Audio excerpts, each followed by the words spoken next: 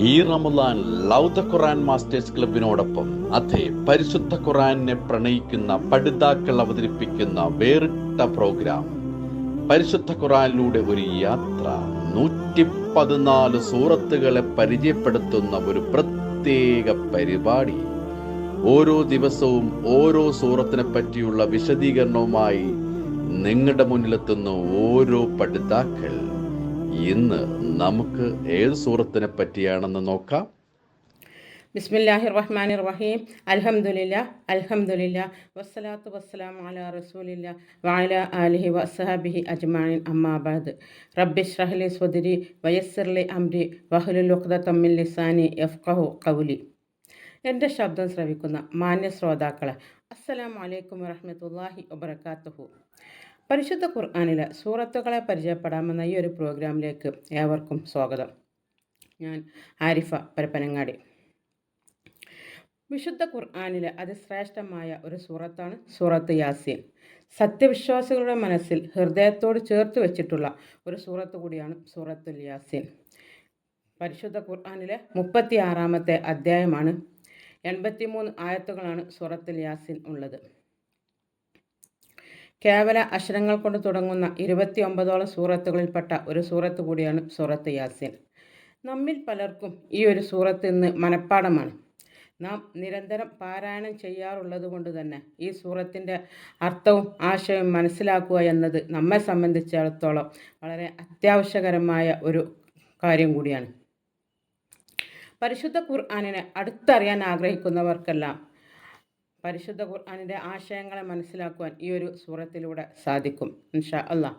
സൂറത്ത് യാസീൻ്റെ അവതരണകാലം നബി സല്ലല്ലാഹു അലൈഹി വസല്ലമയുടെ മക്ക ജീവിതകാലമാണ്. മക്ക ജീവിതത്തിലെ തന്നെ ഒരു പക്ഷേ അവസാന ഘട്ടത്തിലായിരിക്കണം സൂറത്തുൽ യാസീൻ്റെ അവതരണം എന്നാണ് പൊതുവെ ഖുർആൻ പണ്ഡിതന്മാരുടെ അഭിപ്രായം. സൂറത്തിൻ്റെ മുഖ്യ വിഷയം എന്താണ്? നബി സല്ലല്ലാഹു അലൈഹി വസല്ലമ തൻ്റെ പ്രബോധന ദൗത്യവുമായി മുന്നേറിക്കൊണ്ടിരിക്കുകയാണ്. ആ സാഹചര്യത്തിൽ മക്ക നിവാസികളിൽ നിന്നും ഉണ്ടായിട്ടുള്ള വ്യത്യസ്തങ്ങളായ പ്രതികരണമാണ് ഈ സൂറത്തിൻ്റെ പശ്ചാത്തലമെന്ന് നമുക്ക് കാണാൻ സാധിക്കും. നബി സല്ലല്ലാഹു അലൈഹി വസല്ലമയുടെ പ്രബോധന പ്രവർത്തനങ്ങളെ സമൂഹത്തിൽ ഒരു വിഭാഗം ശക്തമായി എതിർക്കുകയും തള്ളിക്കളയുകയും ചെയ്തിട്ടുണ്ട്. നബി സല്ലല്ലാഹു അലൈഹി വസല്ലമയുടെ പ്രവാചകത്വം പോലും അവർ തള്ളിക്കളഞ്ഞിട്ടുണ്ട്.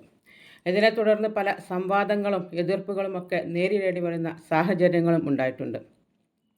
മക്ക നിവാസികൾ, പ്രത്യേകിച്ച് ഖുറൈശിക്കൂട്ടം എന്ന് പൊതുവെ പറയുന്ന മക്ക മുശ്രിക്കുകൾ, ബഹുദൈവ വിശ്വാസികൾ അസഹിഷ്ണുത പ്രകടിച്ചുകൊണ്ട് രംഗത്ത് വന്നപ്പോൾ അവരെ ശക്തമായി താക്കീത് ചെയ്യുന്ന ഒരു ആശയമാണ് ഈ സൂറത്തിൽ സ്വീകരിച്ചിരിക്കുന്നത്.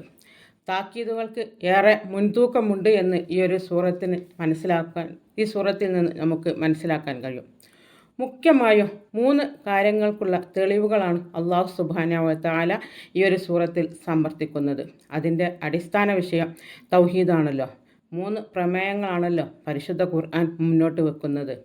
അതിൽ 1 തൗഹീദ്, ഏകദൈവത്വം; 2 റിസാല, പ്രവാചകത്വം; 3 ആഖിറ, പരലോകം. ഈ 3 വിഷയങ്ങൾക്കുമുള്ള ബുദ്ധിപരമായ തെളിവുകളാണ് ഈ ഒരു സൂറത്തിൽ പരാമർശിക്കുന്നത്. തൗഹീദ് ബോധ്യപ്പെടുത്താൻ അല്ലാഹു സുബ്ഹാനഹു വ തആല പ്രാപഞ്ചിക പ്രതിഭാസങ്ങളെയും മനുഷ്യൻ്റെ സാമാന്യ ബുദ്ധിയെയും ആണ് ഉപയോഗപ്പെടുത്തുന്നത്. ആഖിറത്തെ ബോധ്യപ്പെടുത്താൻ പ്രാപഞ്ചിക പ്രതിഭാസങ്ങളും സാമാന്യ ബുദ്ധിയും, അതേപോലെ തന്നെ മനുഷ്യൻ്റെ അനുഭവങ്ങളിൽ നിന്നും മനുഷ്യൻ്റെ അസ്തിത്വത്തെക്കുറിച്ചും അവനെ ബോധ്യപ്പെടുത്തുകയും തൊട്ടുണർത്തുകയും ചെയ്യുന്നുണ്ടതായിട്ട് കാണാം. നബി സല്ലല്ലാഹു അലൈഹി വസല്ലമയുടെ പ്രബോധന പ്രവർത്തനങ്ങളെ ഈ ഒരു സൂറത്തിൽ പ്രത്യേകമായിട്ടും പരിഗണിക്കുന്നുണ്ട്.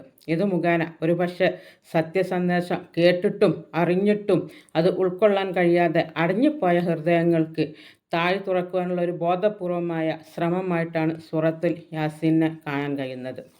ഖൽബുൽ ഖുർആൻ, ഖുർആൻ്റെ തുടിക്കുന്ന ഹൃദയം എന്നാണ് നബി തിരുമേനി സല്ലല്ലാഹു അലൈഹി വസല്ലമ സൂറത്ത് യാസീനെ കുറിച്ച് പറഞ്ഞിട്ടുള്ളത്. എന്തുകൊണ്ടാണ് അങ്ങനെ പറയുന്നത്? യാസീൻ ഖുർആനിൻ്റെ സന്ദേശത്തെ അതിശക്തമായിട്ട് അവതരിപ്പിക്കുന്നുണ്ട്. സൂറത്ത് യാസീൻ ബോധമനസ്സിൻ്റെ മരവിപ്പ് മാറ്റി ആത്മാവിൽ പുതുജീവനും ചലനവും സൃഷ്ടിക്കാൻ സാധിക്കും. ഈ സൂറത്തിൻ്റെ 3 വിഷയങ്ങളാണ് അടിസ്ഥാനപരമായി ഉള്ളത് എന്ന് ഞാൻ മുമ്പ് പറഞ്ഞുവല്ലോ. അതിൽ തൗഹീദ് 25 ആയത്തുകളിൽ പരാമർശിക്കുന്നുണ്ട്. അതേപോലെ റിസാല പ്രവാചകത്വം, അതുമായി ബന്ധപ്പെട്ട് പ്രവർത്തനത്തെപ്പറ്റി 40ഓളം ആയത്തുകളിലും പരാമർശിക്കുന്നുണ്ട്. പരലോകത്തിൽ സംബന്ധിച്ച് 20ഓളം ആയത്തുകളിലും പരാമർശിക്കുന്നുണ്ട്. ഇങ്ങനെയൊക്കെയുള്ള ഖുർആനിനെ അടുത്തറിയാനും അത് മനസ്സിലാക്കാനുള്ള സൂറത്തുകളെപ്പറ്റി കൂടുതൽ അറിയാനും അത് നമ്മുടെ ജീവിതത്തിൽ പകർത്താനും അള്ളാഹു നമുക്കെല്ലാവർക്കും തൗഫീഖ് നൽകുമാറാകട്ടെ. വആഖിറു ദഅവാന അനിൽ ഹംദുലില്ലാഹി റബ്ബിൽ ആലമീൻ. അസ്സലാമു അലൈക്കും വറഹ്മത്തുള്ളാഹി വബറകാതുഹു.